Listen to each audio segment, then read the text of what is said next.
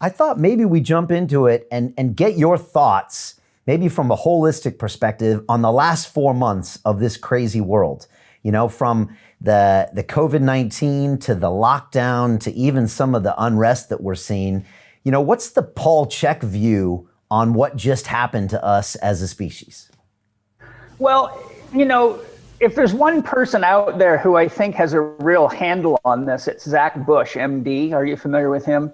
Yeah, he was actually our guest last week. So I think Zach Bush has done the best job of encapsulating what's really going on.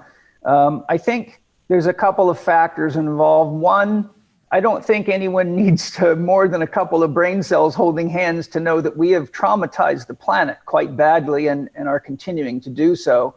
You know, the oceans are dying. There's many places in the world now where fishermen can't catch fish. The Great Barrier Reef is dying. 20 years ago, I saw a video from a rare native population that had never ever been before been filmed. And they let a BBC film guy come because they had a message.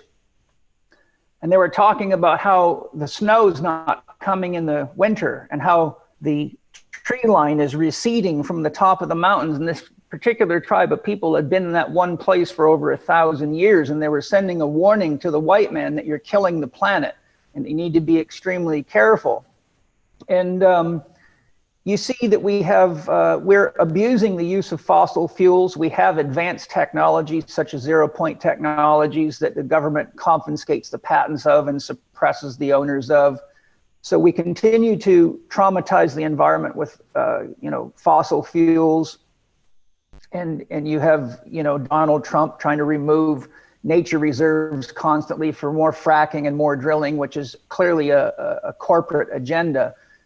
I think one of our real issues, aside from another thing is that we've been using organophosphates and chemicals like Roundup since after the Second World War. And we've really, best expert estimates say that we only have about 55 to 65 years of topsoil left.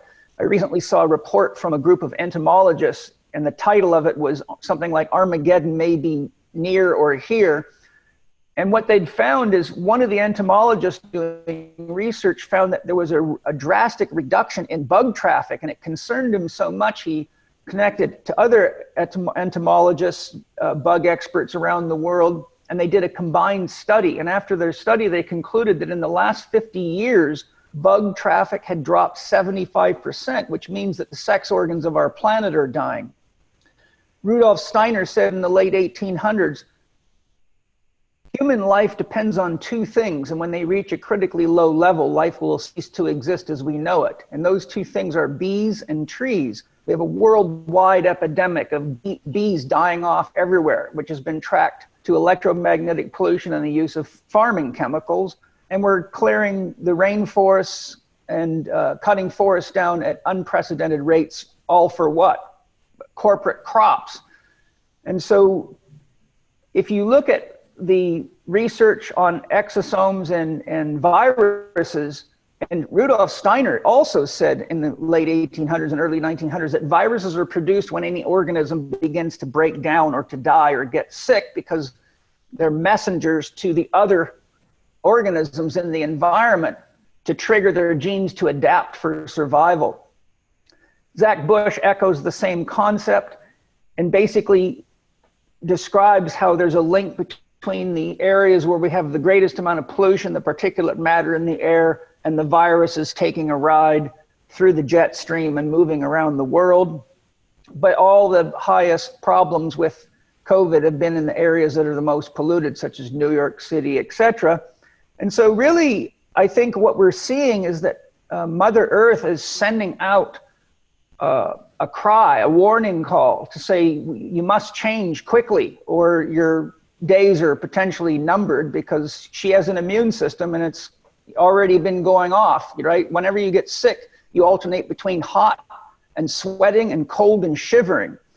And so we're seeing these alternations from in hot to cold, and many places are saying they don't even seem to have seasons anymore.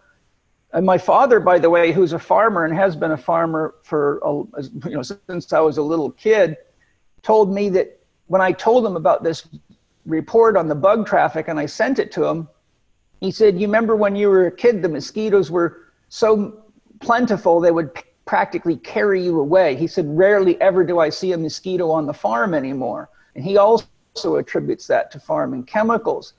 Psychologically, if you look at this, if you look at the universal principles written by Arnold Patent, in one of them, he makes a very profound statement. He says, if you don't like what's happening in your life, look carefully at what you're choosing unconsciously.